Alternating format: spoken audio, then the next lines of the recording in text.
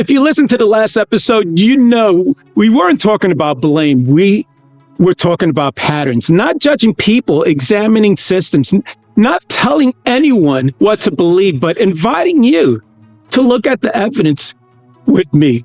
Today, we're going to examine a pattern that's often misunderstood, rarely slowed down, and almost never traced to its original purpose.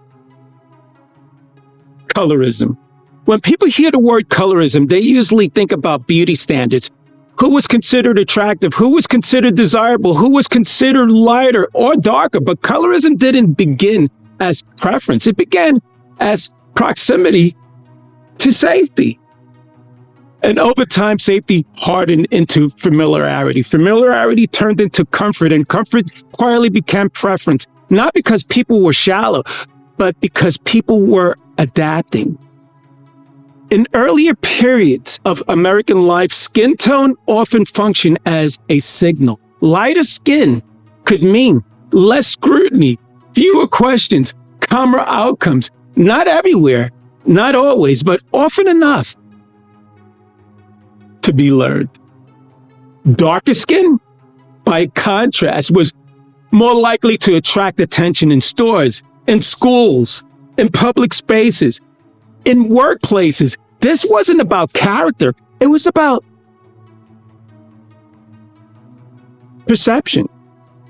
And perception is where systems quietly train behavior. You can see this pattern in ordinary moments. Who gets followed in stores and who gets helped? Who gets labeled assertive and who gets labeled aggressive? Who is allowed to have a bad day and who must manage their tone at all times? Over time, people didn't need to be told these rules. They felt them, and feeling becomes memory. Memory becomes instinct. This didn't just shape opportunity. It extracted energy. For darker skinned individuals, more self-monitoring, less margin for error, more emotional labor, less rest. For lighter skinned individuals, fewer friction points, quieter interactions, an upspoken sense of safety, not because one group was better, but because one experience was calmer, and calmer felt safer. Nowhere did this signal matter more than in the judicial system. And again, this wasn't about intent. It was about perception. At every stage of the process, who was stopped, who was questioned longer, who was believed, who was charged, who was offered leniency. A human being made a decision based on credibility and risk. Research has consistently shown that darker skin tones, even with the same racial groups, correlated with harsher sentencing outcomes. Same crime, same background, same perception. The darker the skin, the less benefit of the doubt was extended. That's not about race as category. That's about visual risk coding. When consequences follow perception long enough, people adapt.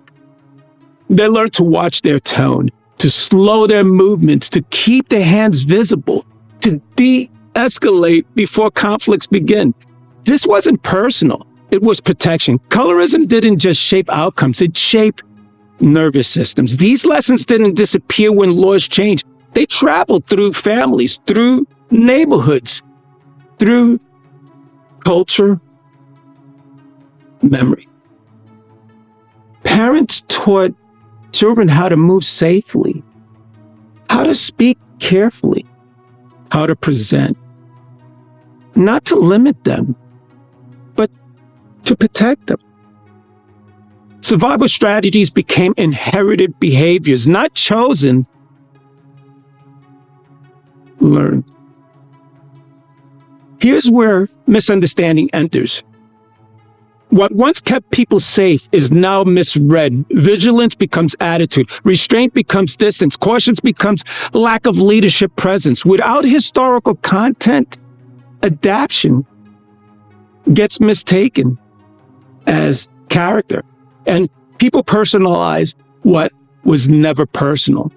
This isn't about guilt. It's about clarity. When you understand that colorism began as a safety signal, not a beauty hierarchy, you stop memorializing behavior and start recognizing adaptation. You begin to see why certain preferences form, not because one group was superior, but because one experience was less costly.